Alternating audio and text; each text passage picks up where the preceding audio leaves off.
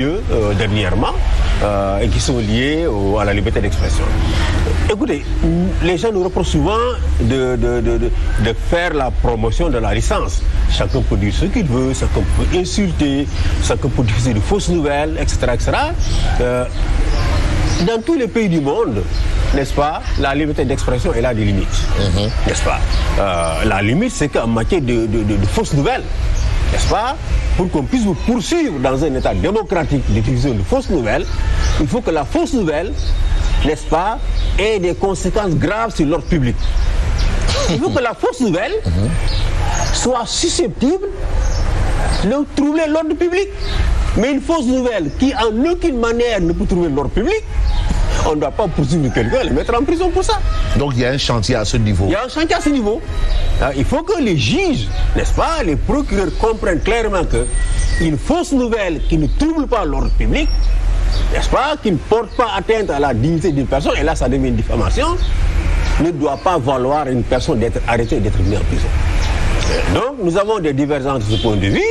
L'autre divergence, c'est les peines de prison.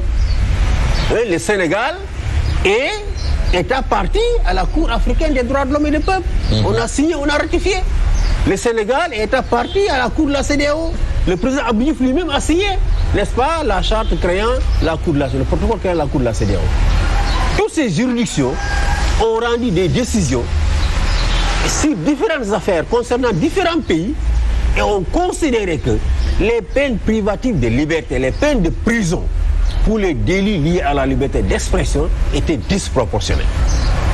Et elles considèrent que les peines condamner quelqu'un à une peine de prison parce qu'il a exprimé une opinion, fût-elle une opinion dissidente ou une opinion malveillante, n'est-ce pas, ne doit pas valoir à ce qu'on mette une personne en prison.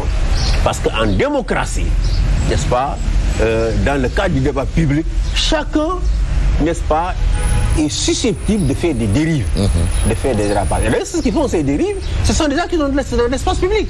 Et ils le font généralement dans le cadre du débat démocratique. Beaucoup de gens qu'on a condamnés ces dernières années ont tenu des propos pendant des meetings. D'autres pendant des débats avec d'autres militants de l'opposition sur des plateaux de télévision.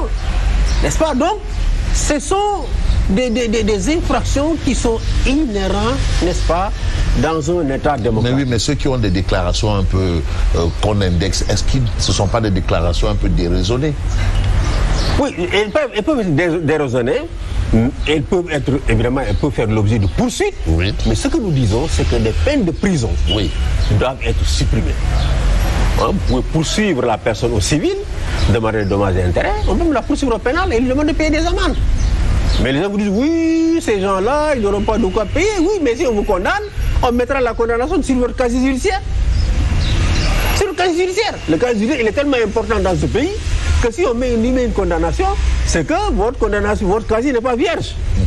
Il n'est pas vierge. S'il n'est pas vierge, n'est-ce pas, c'est un lourd handicap pour vous. Particulièrement si vous êtes un jeune et que vous devez postuler à des emplois dans la fonction publique ou dans le privé. Ou même lorsque vous voulez émigrer, on va vous demander votre casier judiciaire pour pouvoir vous régulariser. Donc, ce n'est pas un blanc-seing ou une licence pour que les gens puissent diffamer, insulter. Parce que la diffamation porte atteinte à la dignité humaine. C'est ça aussi. Là aussi, il y a un souci. Qui est protégé, n'est-ce pas, par les conventions internationales, par la constitution du pays. N'est-ce pas? Donc, on ne doit pas donner aux gens une licence pour diffamer, pour insulter, n'est-ce pas, pour faire tout ce qu'ils veulent. Nous disons simplement que, pour ces infractions quand même, il faut supprimer les peines de prison. Mais oui, mais quand on note quand même que c'est une partie de l'opinion qui est un peu concernée parce que vous évoquiez tantôt des convocations pour...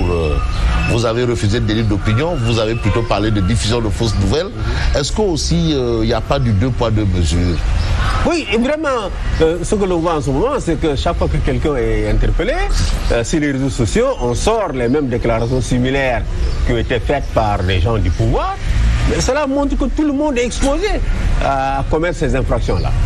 Et les gens ils vous disent clairement, voici une déclaration de telle personne du pouvoir qui a fait quasiment la même déclaration, et lui il n'est pas poursuivi. Donc il y a du 2 poids 2 mesures.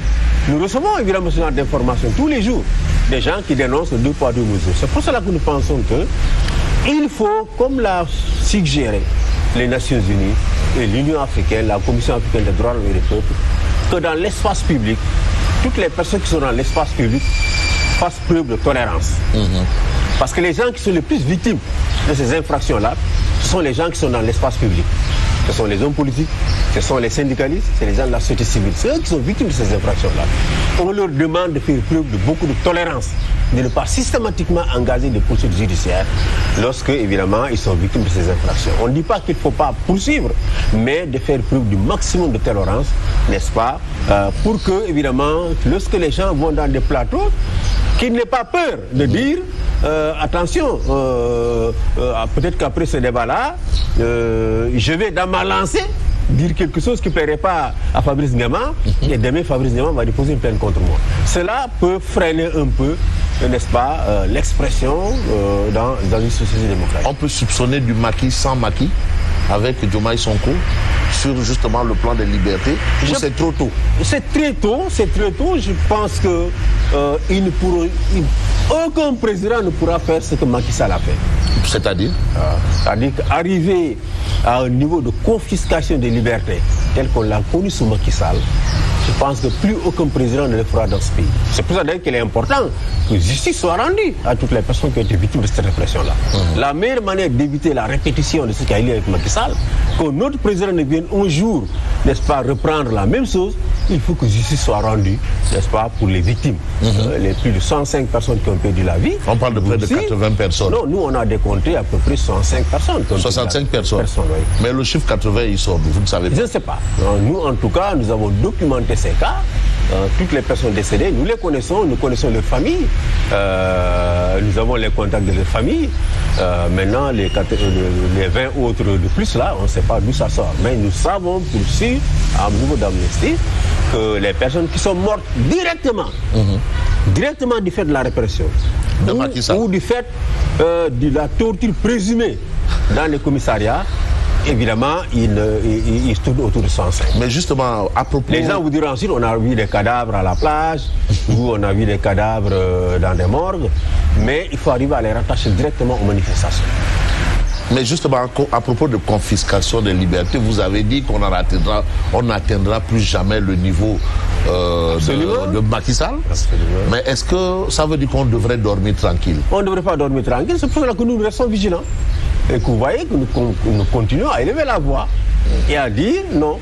Nous avons élevé la voix de façon très forte pendant toutes ces arrestations qui ont eu lieu.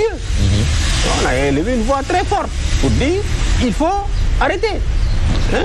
En plus d'élever la voix de façon très forte, nous essayons de garder des passerelles avec le pouvoir actuel. Nous sommes en dialogue permanent avec le pouvoir actuel. Et nous avons pu régler beaucoup de cas grâce à ce dialogue avec le pouvoir actuel. Nous avons pu faire en sorte que beaucoup de personnes soient relaxées, soient libérées ou obtiennent des condamnations avec succès. Ah bon, dernièrement là? Ah oui, nous sommes en dialogue permanent avec le... Vous avez permis de relaxer beaucoup de... En tout cas, nous avons un dialogue permanent. Oui. Permanent, en plus de dénoncer en public.